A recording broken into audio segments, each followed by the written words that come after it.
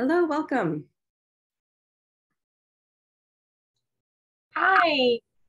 Hi, I'm Sorry, I'm Sarah. just having a video issue here. I'm trying to figure it out. There we go. Hi, how are you, Sarah? I'm doing fine. How are you? Good. Good. Are we waiting for some others here? Yes, we are. We'll have Professors Kat de Guzman and Loretta Steck will be joining us, and I think some other prospective students and possibly current students as well. So welcome to this. How have you been attending other grad preview events, or is this your first one? I went to, I want to say a few weeks ago, just like a general one, not this preview week, but prior to preview week, just nuts and bolts of applying. Okay. Yeah, and then I've been out of town, so I was so happy that I made it for this. Good. That's great. Yeah, I know it's one of the rare sort of silver linings of the pandemic is that, this used to be like a one-day event, in the student center in person, and people had to come to campus. And because of the pandemic, suddenly it was like, oh, why don't we have a whole week of events? And why don't we do it on Zoom? And it actually makes it much more possible, I think, for people to attend. So I think after we're all fully back in person, which is hopefully very soon, we'll still be doing this kind of thing for the grad preview. So yeah, I mean, I think it's really, it was messy and it wasn't fun for in any field of endeavor, but so we've learned some things, right? And having this flexibility it's really great. Yeah. And opens possibilities and opportunities that were there, but we just didn't have the push to do it, I think. Yeah. It's pretty interesting how things evolve. Yeah. So I understand. And you're teaching, are you teaching exclusively online this term, or? I actually am, although I did want to teach face-to-face. It just didn't work out that way. So I am having, hopefully my last semester completely on Zoom, getting a little bit of Zoom, even though as you say, it is a good technology to use to get to know. Yeah. Welcome, Alexandra left. Maybe there's that's also, I feel like there might be some kind of, I don't know whether it's just general apocalyptic climate stuff or sunspots, but I feel like lately there's been a lot of internet glitching. So people I haven't been, I'm not doing any online classes this term. Well, actually we had one yesterday due to illness, which I was like, how great is that it's unfortunate when people are sick, but that then we can not miss the class, so What class is that? What classes are you taking? Oh, I'm taking Dr. Starr's Bronte Sisters class. Oh, wonderful. Christmas every day. It's so much fun. Yeah, I love it. Oh, hi, Cynthia. Oh, hi. Okay.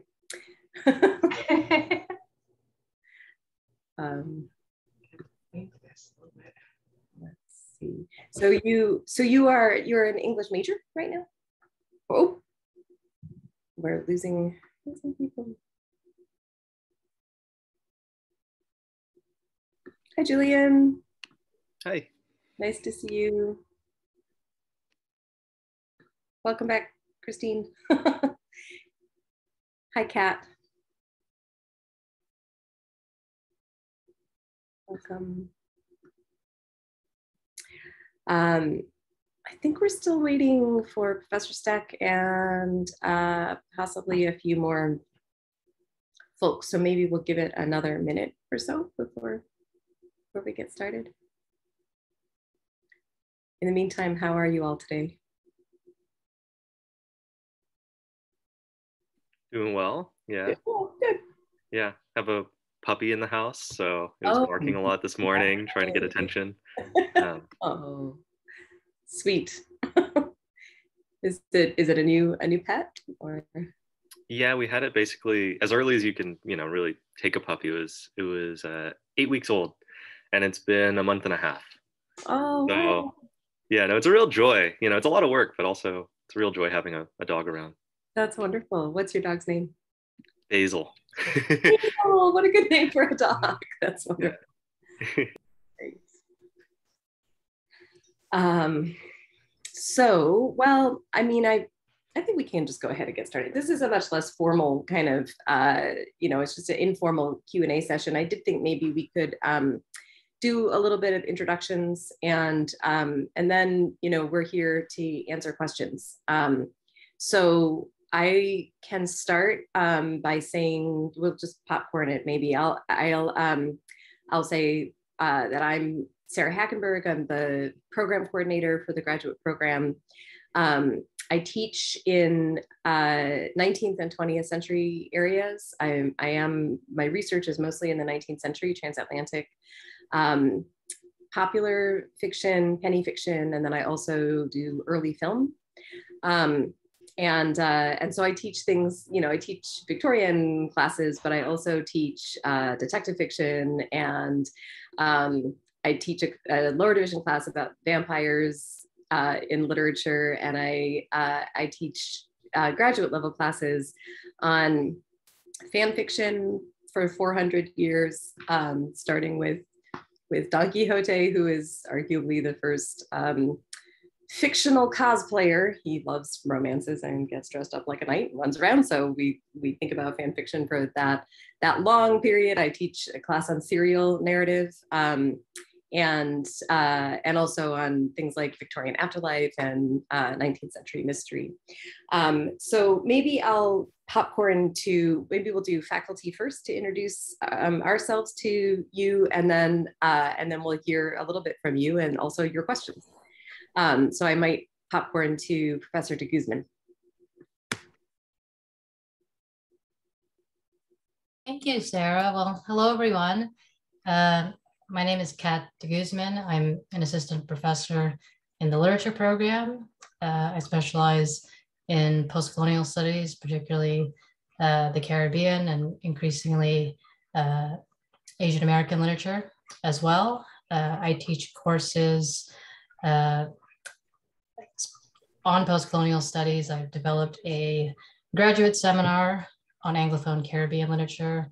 I've also taught the graduate seminar on the novel, and I've also had many graduate students take my upper division courses in post-colonial literature and in global cities, which is a kind of specialized post-colonial literature class that, as you might expect from the title, focuses on the unit or space of the city. And I've also worked with Professor Hackenberg to develop the SF State Scholars Program, which is like a blended program where undergraduates can complete both their BA and MA in 5 years. I've also worked on several master's theses ranging from topics such as citizenship to depictions of Los Angeles, and I'm also working on a few comprehensive exams with students as well, and can support those exams in the areas of 19th century transatlantic literature and also in 20th and 21st century global literatures. So I feel like when I started my job here at SF State in 2016, that my own experience of graduate school felt very close, but now that it's 2021 and I just submitted my tenure file, I do feel like my graduate school experiences are becoming more and more distant, but I'm also happy to speak with graduate students as they consider what's next after their experience in the MA literature program. I guess I'll popcorn it over to Loretta. Hi, everyone. Thanks, Kat. Thanks, Sarah. I'm Loretta Steck. I've been here too many years. So I've taught in many, many areas. And as Kat said, sometimes graduate students take my undergraduate classes. So I'll just give you a sense of the range of things I do. My heart really lives in the modernist period, particularly with women writers. So the program asked me to do a graduate seminar in the spring, which will be on that topic. I do that women in literature class at the undergraduate level. I do an animal studies senior seminar. So that's an area of mine. And right now, it's very unusual that I'll be teaching 2 graduate seminars in 1 year, but right now I'm teaching the Southern African Literature in English seminar. So my area, you know, Professor de Guzman and I overlap a little bit with postcolonial studies, but I do more Southern African and Nigerian literatures in this, well, Southern African in the seminar, and in the postcolonial class, more kind of West African, Nigerian literatures in English. What else do I do? Some feminist theory, a class that I started teaching just a few years ago that undergraduate students seem to like a lot is the literature of exile and migration. And that intersects also with the Southern African literature class because so many South African writers wound up in exile. So we talk about some of those issues there as well. So there's more, but I'll stop there. Thank you so much, Professor Steck. Julian and Christine, would you be willing to just say a little bit about yourselves, and also we can start in on whatever questions you have about the program. You can go ahead, I already talked. All right, I'll popcorn to Christine. Okay. Okay. Thank you, Julian. You're so gracious. It's so nice to meet you all. I am a recently returning student. I graduated a long time ago, before, but in the, I guess it was 1990 that I got my undergrad in English and history back in Canada at Western University. And then been busy with, you know, a whole life since then, but recently became an empty nester and never stopped reading the whole time. Had a always, whatever I was doing, nursing a baby, also had a book because I just absolutely love literature. And now, I guess just before the summer, I thought, you know, what do I want to do next? And I really thought I would like to return to school and really explore literature much more deeply than you can do on your own. And yeah, just go for it, pursue a master's, maybe a PhD, who knows, but really for myself, for a deep curiosity and really wanting to have a deeper understanding of really the importance of literature to the world and life. So that's probably pretty too big for a thesis topic, but yeah, so this summer I took a Zoom class with Dr. Starr on the rise of the novel, which was fabulous, and you know, didn't even really have to get fully out of my pajamas, so that was pretty amazing. And so now this fall I'm actually on campus in person, taking Dr. Starr's Bronte course, and then taking British Women Writers with Professor Christmas. So I'm calling this semester Christmas Star. But yeah, I'm absolutely loving it. And so that's confirmed my desire to pursue graduate studies. And so that's why I'm here. Thank you so much. Julian, do you want to go next? And welcome, Andrea. We're just doing introduction. Yeah, so I'm Julian, he, him pronouns. Where do I begin? So I got my bachelor's in 2019 from UC Santa Cruz in philosophy, actually. I kind of just ended up in philosophy, but I took a lot of like political theory kind of classes. And I think that's a lot of where my interest was. And really only during the pandemic have I really gotten interested in literature again. I didn't read fiction throughout college really, or poetry for that matter. And I just really love it. So I've been taking some classes at De Anza, and the past year has really been when I've been thinking about going to graduate school. And actually, one of the things that first turned me on to SFSU's English Literatures program was a talk that Professor de Guzman gave at, it was during a symposium on Philippine American literature, I think about Barbara Jane Reyes's poetry. Yeah, no, I'm really excited about the program from things that I've been hearing. And yeah, I don't know if I talked about, I've gone to like De Anza, do a little bit of creative writing on the side. And yeah, no, I'm just interested in learning more about the program.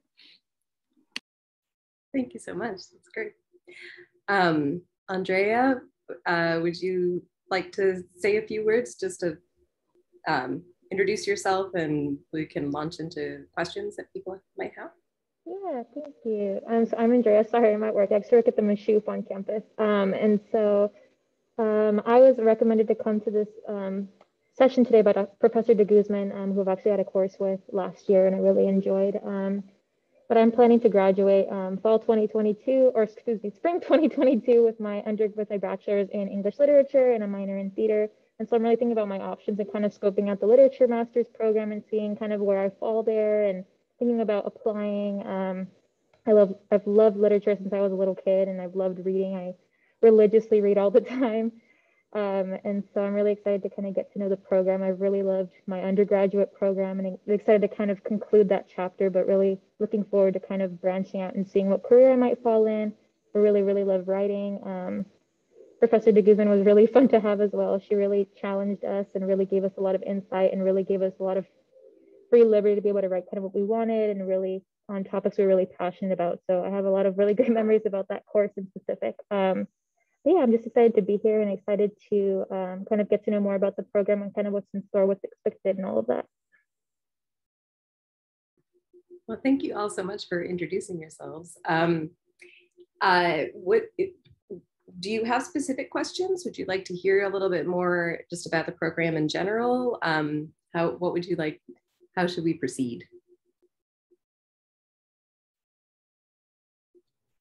Yeah, a general overview would be great, I think. Yeah. Okay. Yes. Well, I'll start with a kind of overview, and then I'll invite my colleagues to also, add things about the program. I'll start by saying that one of the strengths of our program is there's a lot of freedom in it for you to pursue your interests. So we don't have a lot of requirements. It is a 30-unit program, and classes are 3 units each. So that's a 10 class degree. And the first class and the last class are really the main, those are the ones that you have to do. And then within that, we have some other requirements, like a literary history requirement and a methodology requirement, but almost every class we offer fulfills one or both of those. So there's a huge amount of freedom for you to pursue things you want to. We also have, because we offer typically between 5 and 7 graduate classes a semester. And so we also have 6 of those 30 units you can take either outside the department in other graduate level literature classes, say in comparative and world literature or in humanities, or you can take upper division undergraduate classes if there's a class being offered in a topic that you really want to take. So that flexibility is really nice. The first and the last classes, the first one, or ideally the first one, ideally you take it in your first semester. That doesn't always happen, but that's what we advise people to do, is a sort of introduction to graduate studies class. That's English 741. And so everyone takes that.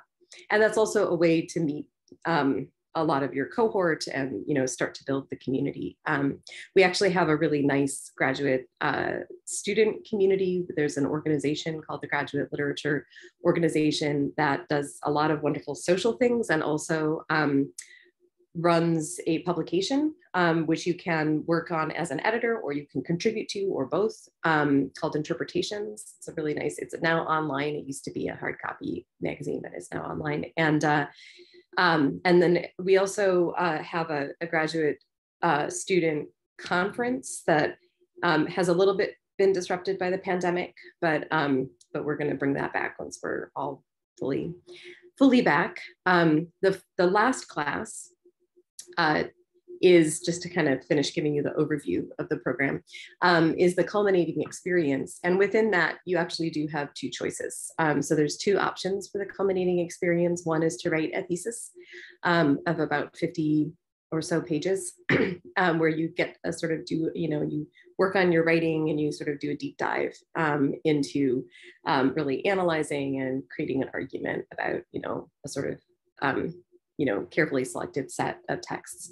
The other option is an oral exam, where you choose two reading lists that are at least 100 years or more in span. So they go over many traditional literary historical periods. And you would be choosing you choose two periods, and then for each period you would choose a subset of a list of texts to read and make connections. And then there would be, you would work with your examiners as you're reading, to meet with them and talk with them. And then there's an oral exam. There's a small writing piece that you would do, but the primary event is an exam where you would talk about and make connections within each of your time periods.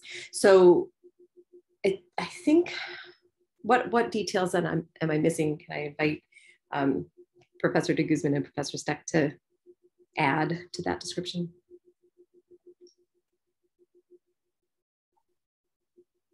I guess I would just second the idea that our graduate students are wonderful. All of our students are wonderful. And I think even just the fact that there are only 3 of you here, but you're coming from such diverse backgrounds, indicates that we have quite a range of students with different skills and different life experiences and different intellectual interests.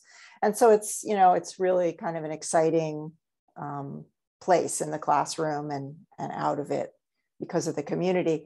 I also think I have really smart colleagues. So it's really nice to hear what they're teaching about. And, I think the classes are fairly rigorous.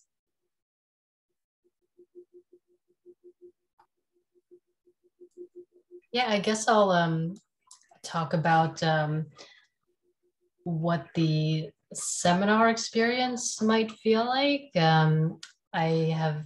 I think I've taught my Caribbean literature graduate seminar around 3 times now, twice in person and once most recently this spring virtually. And you can expect seminars to be quite intimate in terms of the number of students enrolled. I think enrollment is capped at 15, is that right, Sarah? So yeah, enrollment is capped at 15, so it's very much discussion based. And this past spring in my Caribbean literature seminar, I think we only had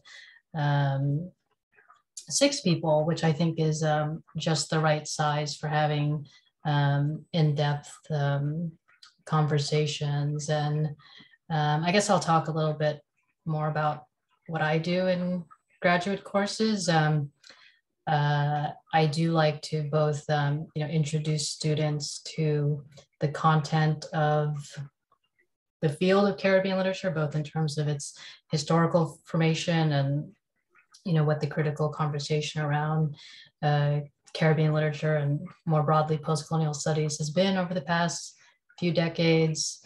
But I also like to build in a lot of room for students to learn practices that they can take into their other seminars, and also that they can take into whatever they choose for their culminating experience, whether that be the thesis or the exam. So I'm very big on promoting deliberate note-taking practices and all that, because I think that really helps with preparing to write seminar papers. And as your semesters draw to a close, and if you're taking like 3 graduate seminars, that's a lot of like project management to handle. So I like to like emphasize how to approach those kinds of tasks that you'll be encountering in your courses. And I can go ahead and share my syllabus for the spring version of my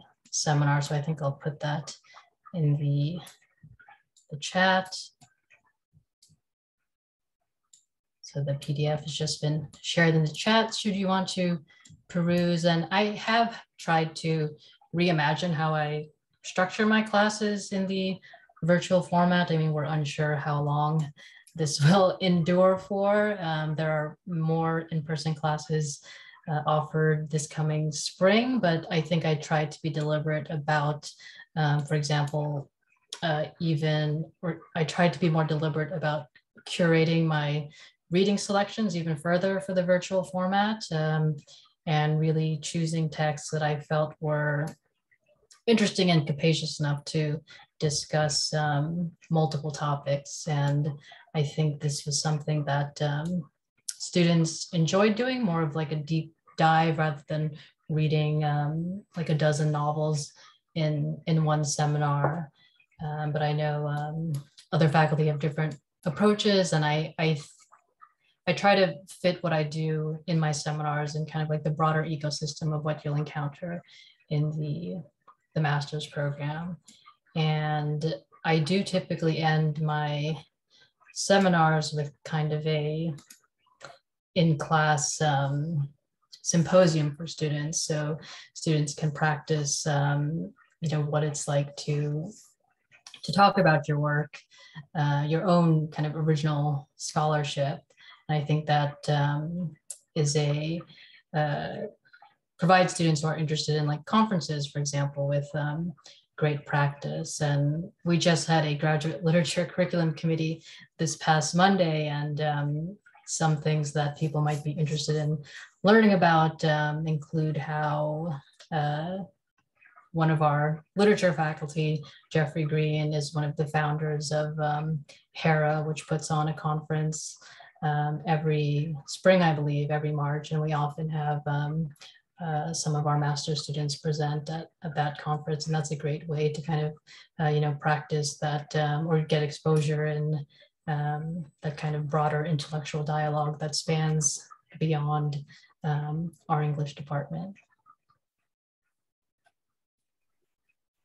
Yeah, thanks so much for that. And both Professor Steck and I have put some more sample syllabi in the chat as well. That's a great thing to do, Kat.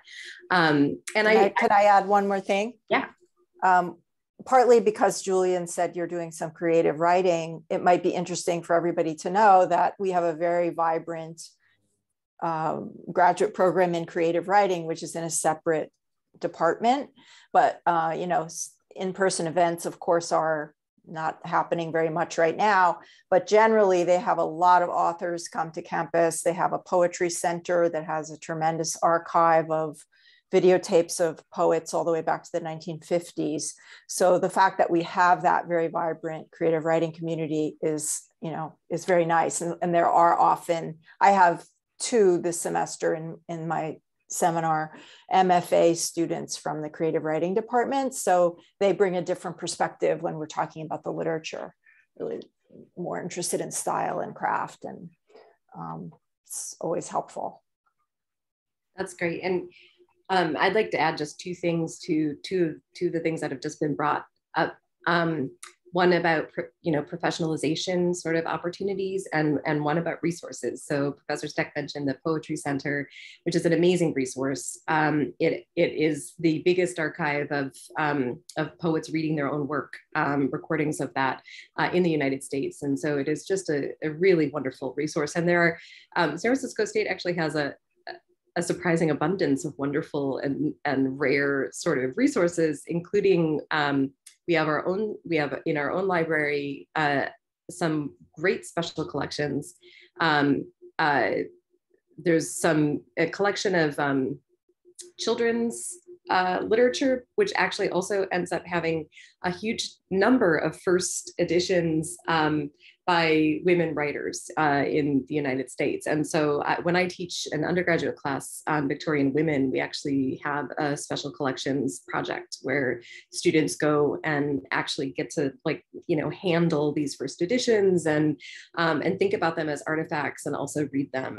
And so there are some really wonderful things that we hold is a university library, but we also house another state of California collection called the Sutra Collection, which it also is full of riches, including Shakespeare folios and, you know, other really amazing things. So there are so many places on campus actually that have these riches, and I did want to point that out.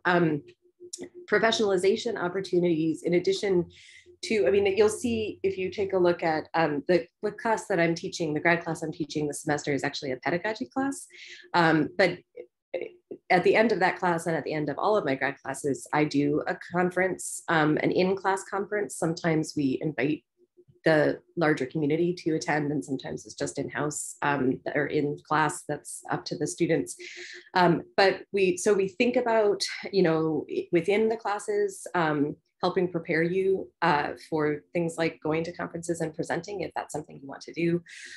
We also have a number of teaching opportunities. So there's a apprenticeship in the program where you shadow a professor and you take a handful of Friday afternoon pedagogy workshops, but you work directly with a professor and go to the classes and work with students and get a taste of lecturing or leading discussion, of, you know, responding to students' work and things like that.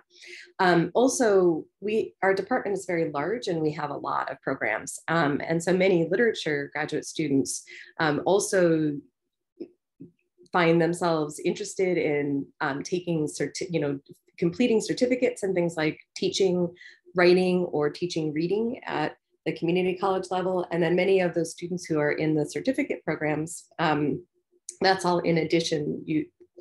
We don't double count classes for the certificates, but it's an option. It's available to you. And many of those students, if once you've taken a lot of those classes, you can apply to be a GTA in the composition program and to teach your own composition class. So if you're interested in getting that kind of experience, those are opportunities that are available to you as well. Thanks, Kat, for all the links. Yes. So do you have any questions or anything you want to hear more information about? I did have a question off of, you were talking about the certificates and TAing, which the group yesterday was actually very helpful in discussing. So they did a great job. But I was curious, you know, as a student coming in and taking the requisite courses to become a TA or a GTA, how long might that actually take to go from there, from, you know, looking at it from kind of paying for college kind of angle? Sure. Yeah. Well, so the TA practicum within the literature program is not a paid program. It's you take it as a course, and it can be actually, I mean, you can do it twice. So you can count up to 6 units of your 30 units in that doing that class if you have a teaching goal and you want to do that twice, or many students will do it once just to get that experience. And again, that just goes towards your degree. For the GTA process, there's a certain number of, I think there's maybe 2 classes that you have to take to start. I don't know, maybe Kat and Loretta can help me out here. But you have to take a certain number of classes, and then you have to apply to the program, and you get mentored, and you get supported, and you also get paid for teaching the class because it's your own class that you're teaching. And so most students I know who do that tend to do it in their like 3rd or 4th semester. So I think it's something that you need to put into the works. And we can direct you to, there's Professor de Guzman put a link about the certificates in the chat, and I think there's some information there about GTAing as well and the process online. But you can talk to the Professor Gelms is running the certificate programs right now in composition, and so she would be able to answer all of those questions more specifically. I can put her email in the chat as well. Kat or Loretta, do you have any other information about the GTA process? I'm blanking a little bit. I don't know that much about what goes on behind the scenes in the GTA process, but I do want to mention another potential income stream slash opportunity to kind of get teaching experience. A lot of our graduate students have worked as tutors, writing tutors in particular, for the campus tutoring center. And I'll go ahead and put another link to that in the chat. So TASC has gone through various name changes over the year. It used to be called, I think, CARP more recently. But I think working with students hands-on on paper projects, for example, is another way that our graduate students have been able to both secure an on-campus job while also working closely with students, and depending on what their path after graduation might be, being able to kind of cite experience working as a tutor can be advantageous for our graduates as well. Thanks so much for bringing that up. Yeah, TASC is a great organization, and they've expanded now. It used to be much more geared towards undergraduates, and graduate students would often be the tutors, but we actually have a peer-to-peer graduate student tutors for other graduate students, with the idea that, you know, everyone sometimes needs a little support in doing things. And so that's another kind of nice addition that has evolved in the last couple of semesters. I just pulled up that graduate composition certificate, and I don't see the details that answer Julian's question. So I think asking somebody over there, either Professor Gelms or Professor, I don't know, Trainer, maybe, they would be able to answer how you actually become a GTA. And also, Julian, you said you went to the student Q&A yesterday. So Rachel Egoian, who was there, has done the GTA. So you could also reach out to her and just ask her about the process if you want a student perspective on that, because I know she served as a GTA.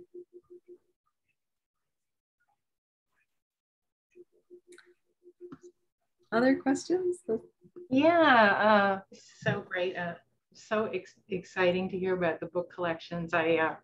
One of my long ago student jobs was I worked at the National Library of Canada and the rare book room there. So as much as I love reading books, I also like the objects. So that's super exciting. But anyway, enough about that. I did want to ask about timeline and workload. How many courses do you recommend, or do students typically take in a semester?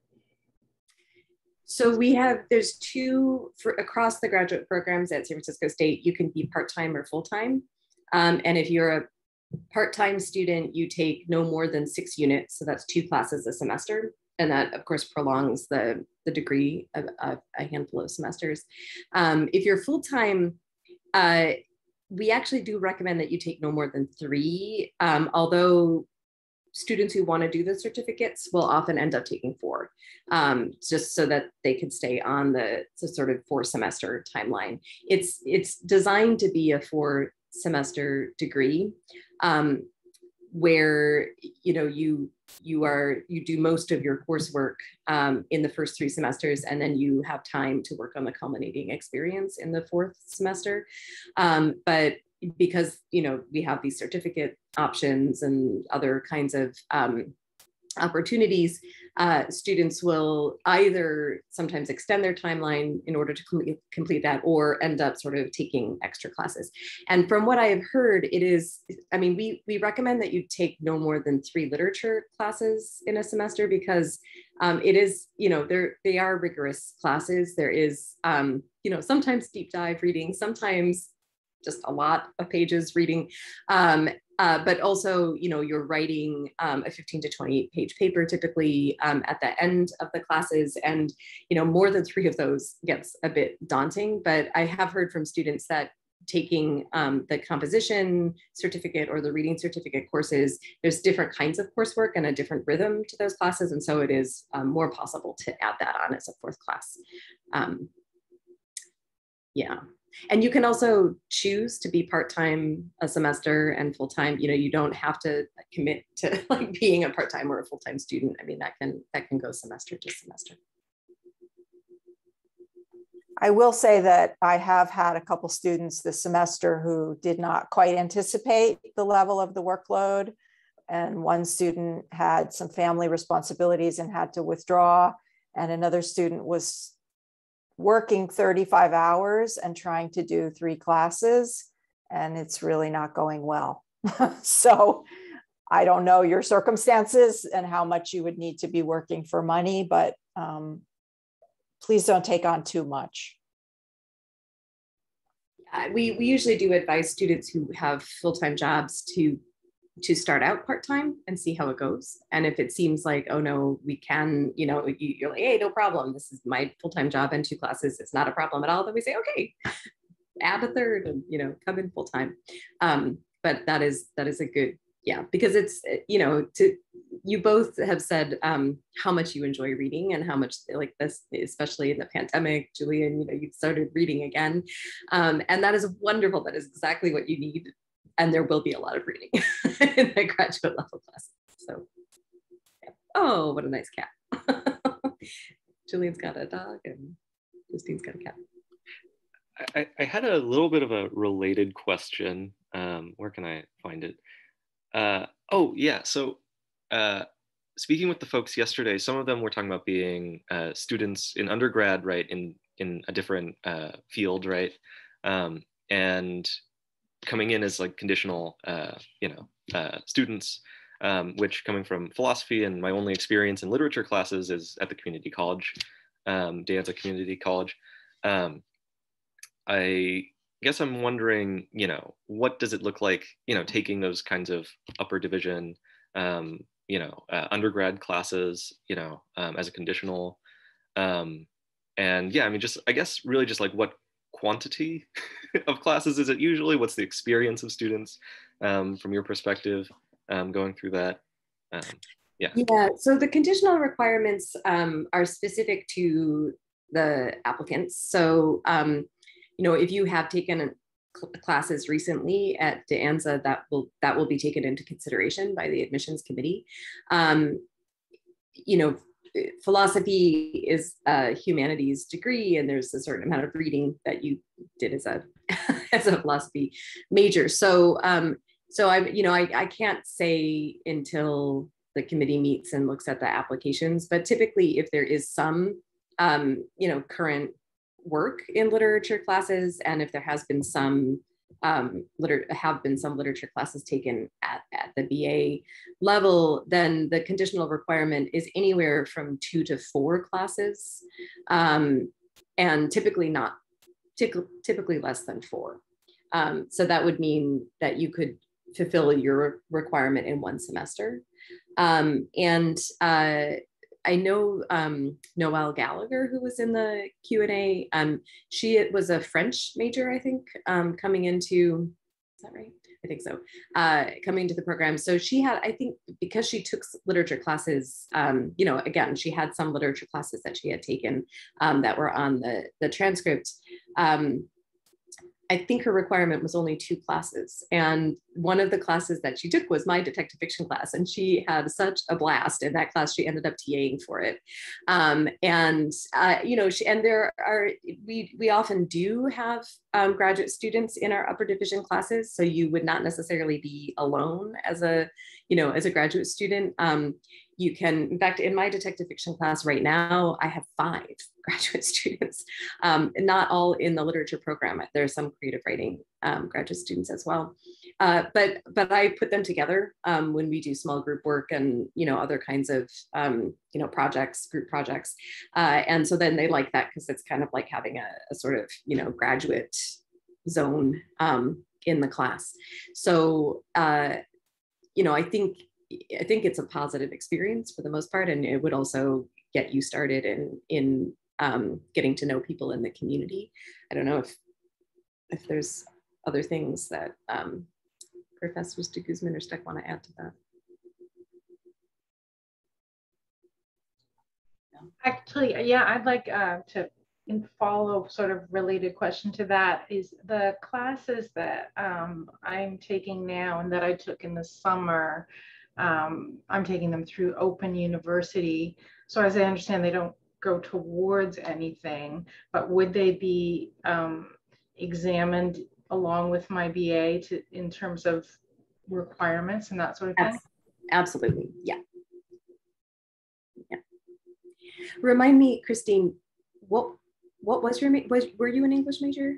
Yeah, well, I did a double major in English and history, and yeah, that's another issue actually, is that being from Canada and being from the distant past, that I actually went to, I did an extra year of high school. We still in Ontario had that fifth year, sort of like a qualifying year. And then my degree is actually, it's a 3-year degree. It's not a 4-year degree. So I don't know if that is an issue at all. In the fine print of grad school, it said something about that grade 13 being taken into account.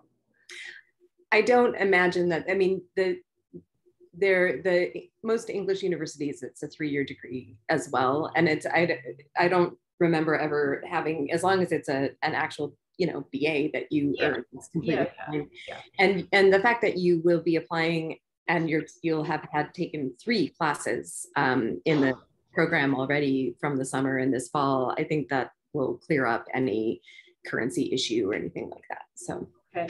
Yeah, and then that was the other issue I discussed with the grad applications office, is that also the whole translating of GPA is a little bit weird with Canada, but I'm sure they have experts in doing it. But you know, I'm a very good student now. I wasn't always a very good student back then. So they mentioned that if the GPA isn't exactly, I think it's a 3.0, and I think mine is a little bit lower than that, that there's a petition process that I could involve the English department in. And I was wondering, I'm sorry, Julian, this is probably not germane to you, but if there's a process, if I should reach out to you via email. In fact, so are you planning to submit your application this semester, Christine? I am, yeah, okay. Yeah. So when you do that, if you could do it on the earlier side rather than the later side, that would be helpful, because what will happen is I will write a letter in support of your petition, of your, and Cynthia Losinski, who popped in for a moment right at the start, just I think to make sure everything was going okay. She is one of our administrators for the graduate programs, and so she'll help us with that. But it's just a petition, and I'm very happy to support your application and to support that. So yeah, it's just early is better. Filing some forms. Yeah. Okay. So I think what they said at the graduate office was that step can't come until there's a complete application on file. So I guess I've got to get on that. And then once that application exists, I should follow up with you and Cynthia. Yeah, so submit your application. You can be in touch with us, you know, if you have any questions while you're doing that, we're very happy to answer. And then as soon as that's in there, we'll do that petition, and we can all do it online these days. Everything happens online, so it should be pretty smooth. Okay, thanks. And just a tiny other follow up with this might be relevant to Julian too, about the letters of recommendation. I have got, Dr. Starr has said she would like to write one for me, and I still have to ask Professor Christmas, but do you want more than that? Would it be relevant? Because my other professors, they may be dearly departed at this point. but I could look to a colleague or something like that. We really want letters from professors in literature, context. So so having a letter from Professor Starr on Christmas is perfect. 2 is fine. And yeah, we do want academic letters. Julian, for you, any of your professors that you worked with in your BA would be wonderful. Or if you want to ask one of your De Anza professors, you can ask them as well. Yeah, I am working on both. This kind of relates to a question that I had about, I know that the spring deadline is coming up December 1st. And speaking with my recommenders, I've was planning on getting everything together by December 1st, just looking at deadlines and other programs as well.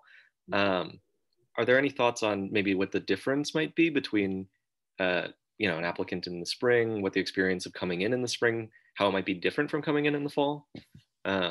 Yeah. We do typically have, we tend to have cohorts of around 20, and then usually 3/4 of our cohorts come in the fall. So it would be a smaller, but you're still part of that cohort, but it would be a smaller, sort of set of comrades in the spring. Although also thinking about your conditional, the probability that you will have some conditional requirement, you might want to apply so that you can do the conditional requirement in the spring and then sort of enter in the fall with the rest of, take the 741 sort of intro to grad studies class with everybody in the fall.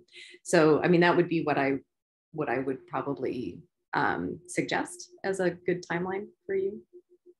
Okay, yeah, that was one of the primary reasons why I was kind of now open to going in the spring. Could I clarify that? The conditional classes would be the undergraduate classes. Okay, because I do want to encourage both of you to take the 741 either with your first graduate seminar, at the same time, simultaneous, or before, because I do find that a number of students this semester are having trouble figuring out our quirky library systems. And it's taking them a lot of extra kind of figuring out research that's not leaving enough time for them to actually do the research, right? So if you do some of that research methods work in 741 very early in your career, that's going to help you in your other seminars. So just a little encouragement there.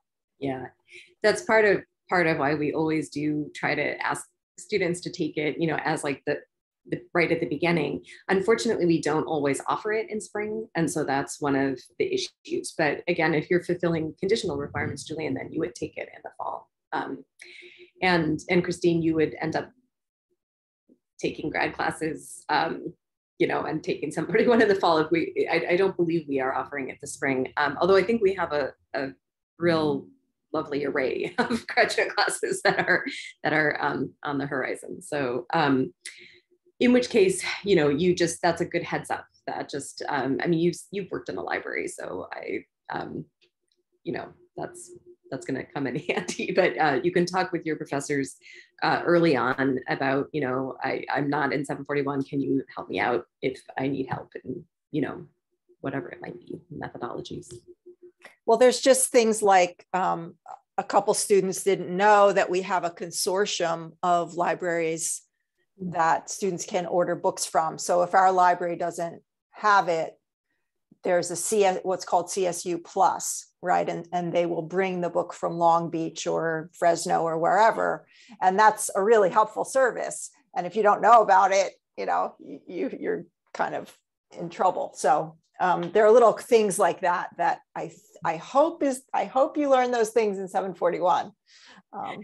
We have an Iliad program by which if you want a book chapter or a journal article, and there's no physical copy or no online copy through any one of the databases that the library subscribes to, we can get it. It's free. You just say, I want it through Iliad, and you get a message saying, here it is, and you collect it through Iliad. And that's a really wonderful service as well. So if somebody's made a photocopy for you and turned it into a PDF and sent it along. So yeah, there are these things are things that you sort of learn as you go along, but ideally in 741, there is some of that stuff set. Yeah. Oh, thank you, Kat, for the link. Thank you. That's a good heads up to know that if I am in the spring and I'm not doing conditional classes, that then I probably want to start out by having a little office hours sesh with somebody to kind of get a sense of what, what the good tips are to keep me going. But yeah, I love research. I have a daughter who's actually an undergrad in Vancouver now, who is a research geek. So she's kind of my go-to, although she's only a third year. She knows more than mom about some things. So, but yeah, that's good to have that to have that in mind. Thank you, Loretta. And you will also be assigned an advisor. You can also go to any advisor, and you can change your advisor at any time. And as graduate coordinator, I'm also always available. So there's lots of advising opportunities and lots of people to talk to.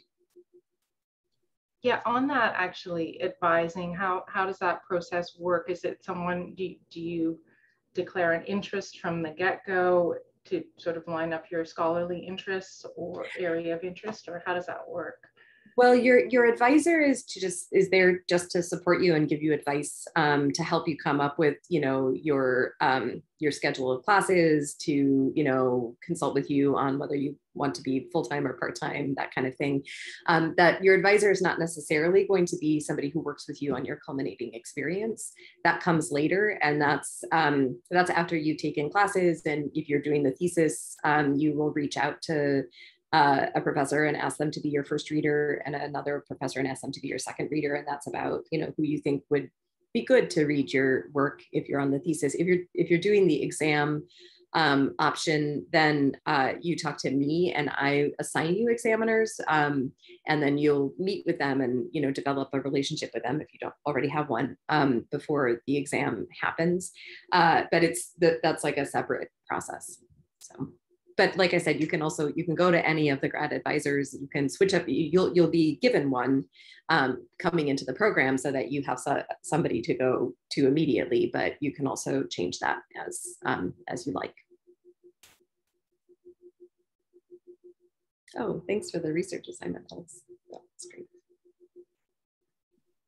I had a quick question because I come from the quarter system, and I was wondering, so are there classes outside of, the fall and the spring semester offered by the department for graduate courses? Not graduate courses typically. We do offer, Christine's taken one, a summer class. So there are upper division undergraduate classes taken in the summer or offered in the summer that you can take, and 6 units can be used towards the degree if they're not used to fulfill a conditional requirement. But we don't typically teach summer graduate level summer classes. And we also, as a program, we don't typically teach in the winter session, which is a funny, very fast kind of, it's just like in January.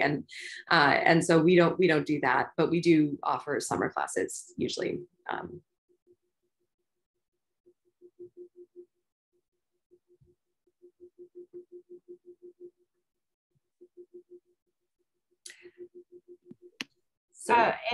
From any of you, any general advice for the application? Something you really like to see, something you really don't want to see? One of my colleagues who is now retired used to always look at the student statement of purpose essays and say, does this person write about books? which may seem obvious, but sometimes people write essays that just say, oh, I love books, and I'm interested in like this kind of general topic, and never actually mention specific books. So that would be just a little, I don't know, if I haven't been on that committee in a while though, Sarah, so you could say if that's still part of the reading method, but it would be if I were on it.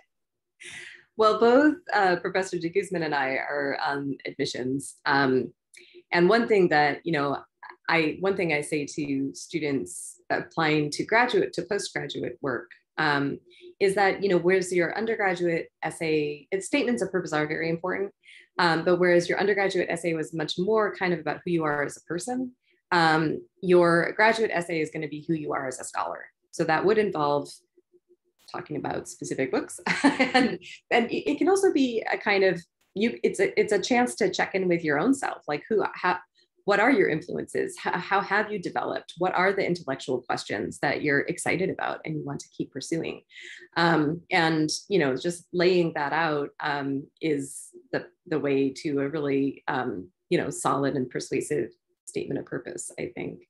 Kat, do you have anything you want to add? Yeah, I think what you just said, Sarah, really captures it, to have a sense in the statement of purpose of what you're interested in, and also maybe some slight projection into the future in terms of how you see the MA program fitting into your goals after you finish the program as well, in terms of, do you want to go into teaching? Do you want to go into a PhD program? So just briefly talking about that as well.